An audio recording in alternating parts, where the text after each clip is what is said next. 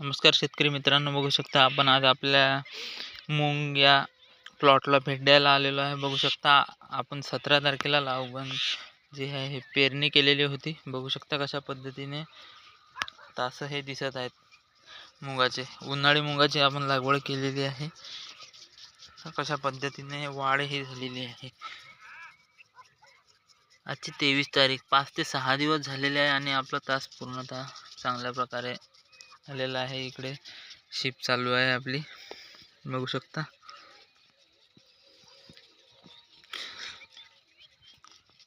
या 5 ते 6 दिवसामध्ये आपल्या